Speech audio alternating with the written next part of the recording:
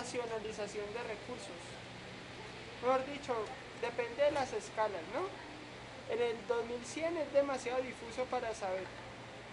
En el 2050 uno puede pensar que van a cambiar mucho los poderes políticos, o sea, que van a cambiar mucho los centros de decisión, los centros de manejo del ejército, el control de la Organización Mundial del Comercio, el control del Banco Mundial, en la medida en que la mayoría de las potencias que eran emergentes en su época, como Japón, o que se han consolidado como Europa Occidental o como Estados Unidos, aunque tiene una cantidad de población creciente y que va a seguir creciendo por inmigración, van a empezar a perder peso relativo en comparación a potencias del tipo Brasil, del tipo México, que es difícil de pensar ahora en la medida que son estados pues tapón, afectados por narcotráfico, donde el narcotráfico está casi también armado como el ejército, ¿no?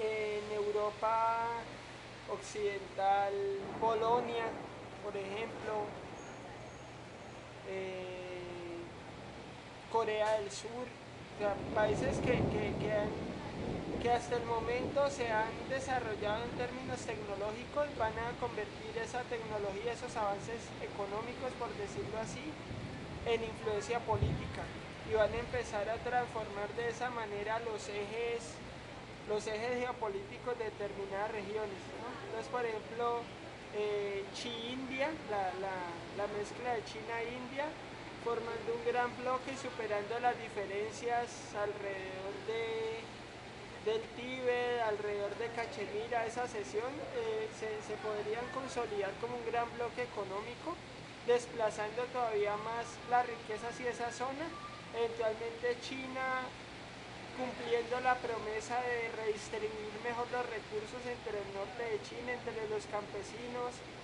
y pues todas las implicaciones que eso va a tener en términos demográficos, en términos de organización de la ciudad, en términos de los recursos, en términos de capacidad de energía, ¿no?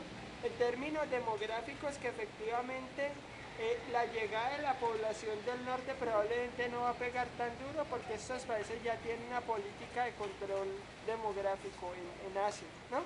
Mientras que en Europa sí van a necesitar intentarla subir, en Estados Unidos lo más probable es que siga subiendo, en África va a seguir subiendo también y en América Latina también, ¿no?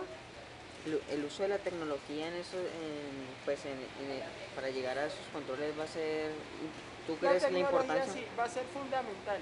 Y va a ser fundamental ¿por qué?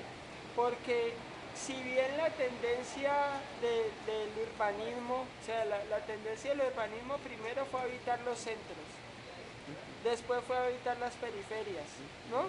Entonces, habían muchos futurólogos, por decirlo así, hasta los 70, 80, 90, que decían que la tendencia iba a ser a que definitivamente la gente trabajara en la ciudad, ¿no? Y viviera en las afueras. Después, el siguiente desarrollo con los ciber era que la gente incluso no iba a necesitar trabajar en la ciudad, sino que las En las casas iban mismas a casas. volver los lugares de trabajo. O sea, la casa era casa, simultáneamente estación de trabajo, y en la medida en que los mundos virtuales fueran creciendo, incluso espacio para el entretenimiento y el ocio. ¿Por qué? Porque si el cerebro se puede mover, el cerebro, o sea, si el cerebro se puede mover, el cuerpo no necesita moverse.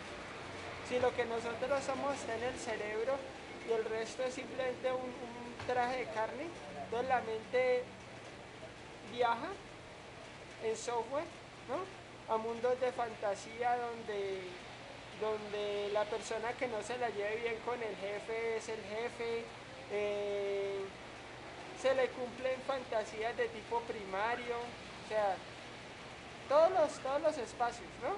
Ajá. Facilitado por la ¿Tú convergencia de los crees medios. y O sea, en por esa el, medida socialmente las personas estarán más aisladas al contacto o sea, por el mismo hecho del uso de la tecnología que estamos bueno, intercomunicados, pero a grandes, o sea, a distancias totalmente en grandes? teoría más aislados en la medida del soporte físico, ¿no?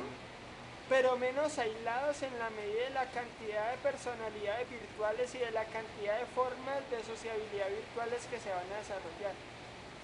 Ya. Entonces yo voy a estar aislado sí en la medida en que al Andrés Calderón probablemente no lo van a ver en los mismos lugares en los que lo veían, ¿no? Podríamos, Ahora, como en Star Wars, que aparecen las personas ahí o... sí, la persona está relativamente aislada al contacto. O mejor dicho, no aislada al contacto, sino que vuelve como al pasado, vuelve a las redes primarias, ¿no? Entonces, la sociabilidad se define más por el grupo inmediato de personas. Quiero decir, una persona, un cuerpo, un formato, convive con 50 formatos inmediatos, que son las personas conocidas, los abuelos, los papás, los hermanos, los tíos, ¿no? Pero la personalidad virtual en todas las formas que se va desarrollando en la medida en que todos los medios empiecen a converger, cada nueva convergencia va a dar posibilidad de que esa virtualidad se desarrolle de una forma diferente. Entonces, esa personalidad recogida en términos de formato a redes primarias, a redes que no necesariamente de parentesco, pero sí de identidad, que te dan seguridad en un mundo cambiante, van a estar contrastadas o sopesadas por el hecho de el disparamiento, por decirlo así, de las identidades virtuales precisamente a través de las convergencias de los medios y de la consistencia de la convergencia otra vez alrededor de los medios de otros factores, ¿no? Entonces, la convergencia medio-trabajo, donde muchos de los trabajos del futuro van a tener que ver con informática, ¿no? La tendencia que tenemos los seres humanos a pensar que la modernidad es el acortamiento del tiempo, entonces que todas las cosas las queremos ya y las necesitamos ya. En parte vamos a necesitarlas ya porque con la mayoría de la población, más o menos un 70% de la población o más, viviendo en todo el mundo en entornos. Sí, retomando en ese punto, me estabas diciendo que todo se necesitaba de una forma más rápida. Sí, en la medida en que convergen varias situaciones, por la concentración de la población, la necesidad de alimentar de agua, de alimento, de energía y de basuras, el control de basuras a esas poblaciones urbanas, ¿no? Por el intercambio de información aumentado por la virtualidad, el crecimiento se evalúa sobre todo en términos de la responsabilidad individual de la que hablábamos, Sí, que es lo fundamental. y como decías, como me decías también, cambia un nuevo concepto de De rico riqueza y de pobreza. de riqueza y pobreza. Eso lo van a, Ese es el cambio más importante, ¿no? pero de los gobiernos, De los de las gobiernos, de naciones. las sociedades, de las relaciones, de todo. Bueno, entonces con la virtualidad aumentan las relaciones, ¿no? Pero el formato físico se recluye a redes como las redes que existían hasta el siglo XIX, más o menos alrededor de 50 o 60 personas. Entonces yo me relaciono con los seres inmediatos en la medida en que las nuevas condiciones de trabajo, la virtualidad, el desarrollo de los sistemas, el desarrollo de las comunicaciones me permite estar en un lugar y estar en todas partes en las que soy requerido, ¿no? Pero sucedió otra cosa, que es que el incremento de la población en las ciudades es simultáneamente un incremento de la presión sobre los recursos, ¿no? Entonces, multiplicándose la presión sobre los recursos y multiplicándose la población de las ciudades, pues en los núcleos que vamos a hablar en América Latina, en Asia, en África y empezando a intentar crecer otra vez en Europa y en Estados Unidos, ¿No pasaría nada en África? No. pues África se está desarrollando, sobre todo en proyectos de energía, ¿no? África va a seguir presumiblemente creciendo la población. Las naciones europeas, para poder subsistir dentro del liberalismo, dentro de la democracia, o sea, dentro de sus modelos, van a tener que asimilar esa población a su nación, pues, y van a ser naciones más híbridas, porque van a desaparecer todas las historias de pureza, mejor dicho, Por un lado se van a reforzar las historias de pureza en la medida en que se va a regresar a las identidades básicas, a los núcleos básicos. Entonces va a volver a cobrar mucho sentido el valor de la genealogía, de la historia, de dónde vengo yo, de quién soy yo, ¿no? Pero por otro lado van a ser naciones mucho más híbridas. ¿Por qué? Porque territorios que tienen mucho valor simbólico como Europa, como Estados Unidos, que de pronto Estados Unidos lo va a tener más por el crecimiento de la población, como Asia, van a ser civilizaciones mestizas, ¿no? Entonces China, por ejemplo, va a empezar a vivir lo que está viviendo Estados Unidos, de territorios devastados ecológicamente o con una gran pobreza o con mano de obra barata, van a empezar a fluir poblaciones que van a volver a los chinos que son relativamente cerrados o a los japoneses que son relativamente cerrados, étnicamente cerrados, sociedades mestizas, ¿no? Entonces coreanos, norcoreanos, filipinos, hindúes, todos conviviendo en el mismo espacio. Lo que se ve ahora en Nueva York se va a reflejar en todas las grandes ciudades del mundo.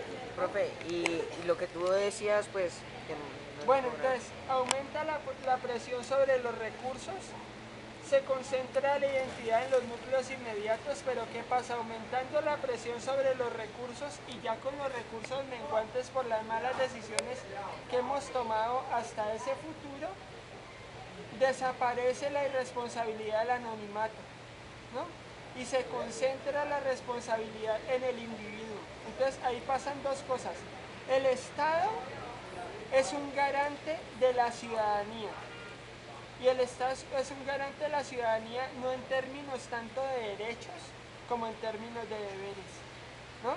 Entonces la gente se le va a permitir menos reclamar derechos básicos y se le va a exigir más como usted qué consume. Mejor dicho, la pregunta básica de la vida de una persona va a ser ¿cuánto le cuesto yo a la humanidad? ¿Cuánto le cuesto yo a la humanidad? Y no a la humanidad en conjunto, no a la humanidad como ciudad, no a la humanidad como la gente que yo conozco, ni a la humanidad como país, a la humanidad como totalidad de bloques económicos. Todos los bloques económicos, Asia, el mundo euroasiático, el Islam, todo eso, van a empezar a exigirle a sus ciudadanos responder por el consumo y por el uso de cada recurso, ¿no? Entonces, por el agua, por la electricidad, por la ropa, por la comida que te comes, cuál es el costo de la huella de carbono del arroz que te comes, de los frijoles que te comes, ¿no? De la carne, ¿ya? Entonces, ¿qué pasa? Desaparecen las naciones. Y no desaparecen las naciones porque las naciones ya no sirvan, ojo, las naciones sirven como garante de la existencia de los ciudadanos.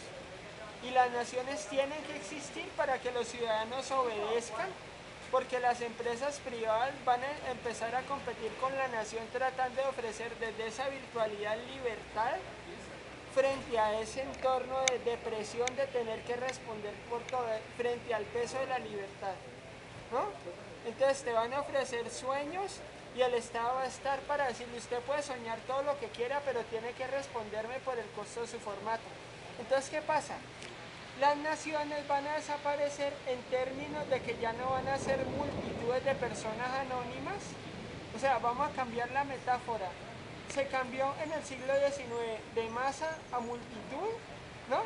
Y ahora vamos a cambiar de multitud a ciudadanía. Entonces el ciudadano, la ciudadanía es un conjunto de personas responsables de lo que hacen, ¿no?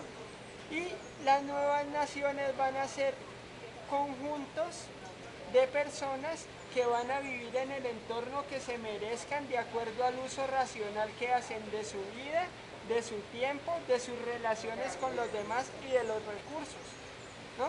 Entonces, ¿qué va a pasar? A lo que nosotros estamos acostumbrados, que es al derroche, por decirlo así, a los recursos ilimitados, haciendo una metáfora de raíz, hay gente, mucha de la capa verde va a desaparecer, muchas de las especies animales van a desaparecer. Se va a volver un privilegio que tú te encuentres con una ardilla, con un perro, ¿no? Con un perro pues que no sea una entidad mecánica, porque obviamente el mercado va a buscar suplementos pues de los clones va a venir lo mecánico, que es más barato, más fácil de reproducir. Definitivamente para la clonación efectiva no es muy probable que se vaya a ver en el 2050, faltan por lo menos 2090 o cosas así, para que sea lo que nos ha prometido la ciencia ficción.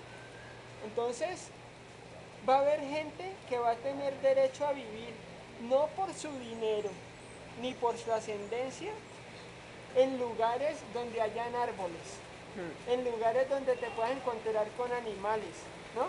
En lugares donde haya salud mental en la medida en que yo pueda escuchar pájaros cantando y no un sonido atronador de cemento en todas partes, ¿ya? Y los que hacen mal uso de los recursos precisamente porque van a ser responsables ante todos los bloques económicos del mundo, van a tener que vivir en los entornos o que otros destruyeron o que ellos destruyeron, ¿no? Entonces la riqueza y la pobreza no se va a valorar tanto por la cantidad de dinero del que dispongan las personas, sino por el uso de los recursos, ¿ya? La pobreza va a ser el mal uso de los recursos. Si yo uso mal los recursos, me van a sacar de la nación. El Estado me va a sacar de la nación, me va a degradar, por decir así, la ciudadanía a un lugar donde iba la gente tan inconsciente como yo, independientemente de la plata que tengamos. ¿Por qué? Porque en esa época no va a haber banco que te pueda comprar una hectárea de árboles. No va a haber banco que te pueda comprar un río. Por más dinero que emitan, la presión de la población, que estamos hablando potencialmente Va a ser tan grande de que 10 mil millones de personas, va a ser tan grande que es que no es un problema de plata, es un problema de forma de vivir. ecológico ya. Sí, Y, o sea que la presión de las naciones sobre los ciudadanos, como decías, sobre las empresas ya no va a ser un trabajador sino un ciudadano. Me sí, contabas al respecto sí, de eso.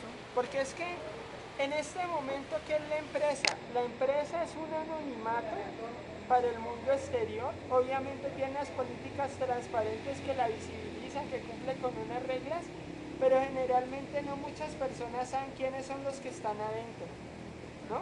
Los conocen pues los que tienen relaciones con ellos, que los conocen, que son amigos, que han trabajado con ellos, que han estudiado con ellos, que han sido profesores de ellos. Aquí las empresas van a ser conjuntos transparentes de ciudadanos, de personas responsables de su forma de vivir, ¿ya? Entonces, las empresas más premiadas, por decirlo así, van a ser las que van a poder seguir viviendo en entornos humanos, ¿no? Es decir, si tu empresa se compone de ciudadanos responsables, de ciudadanos, por decirlo así, azules o verdes, van a poder vivir en una nación bonita, en una nación donde hay aire limpio, donde hay árboles, le vas a poder vender productos ecológicos a gente que quiere consumirlos porque es consecuente con su forma de vida, ¿no? Pero si tú quieres ser un irresponsable que te encanta contaminar los ríos, que no tienes escrúpulos, ¿no? Que tu finalidad es tener las cuentas llenas y nadar en dinero, te puedes ir a vivir al infierno, ¿ya? Y venderle a los demonios que viven contigo, a la gente que vive contigo, ¿no? Esa va a ser más o menos la situación. Y lo que sí hay que tener en cuenta es que todo el poder militar se va a concentrar alrededor de esos estados. O sea, si los estados de alguna manera se han venido desmilitarizando y ese modelo del estado como control de la fuerza se había ido relativizando en la medida en que cada vez más grupos disponían de fuerzas militares, de fuerzas armadas y que eran capaces incluso de repeler al Estado, en esta ocasión la tecnología de lo militar se va a concentrar alrededor precisamente de esos estados, de esas entidades reguladoras, ¿no? Entonces va a ser tal el poder de esas entidades que los que les toca vivir en un infierno ecológico se van a tener que quedar allí hasta que cambien de forma de vida. Eso no va a ser ni de rebelión ni de nos vamos a pasar la pared. ¿Por qué? ¿Cómo nos vamos a pasar la pared si somos responsables de lo que estamos viviendo? ¿No? Y éticamente los estados van a tener toda la autoridad para exigirle a los que viven, a los que tienen un mal uso de los recursos y del entorno, que no pueden pasar a donde se está Ajá. haciendo un buen uso. O sea, la fuerza va a estar legitimada desde la ética de las acciones de cada uno. Y no de las acciones de cada uno solamente en relación al otro, o sea, no solamente tratar con delitos, sino tratar con el uso del entorno. Es que usted es libre de cómo quiere vivir, pero los otros también son libres de tener bienestar, si eso es lo que han decidido. Bueno, muchas gracias, Bueno, Andrés, es un por placer. todo. Bueno. Muchas gracias.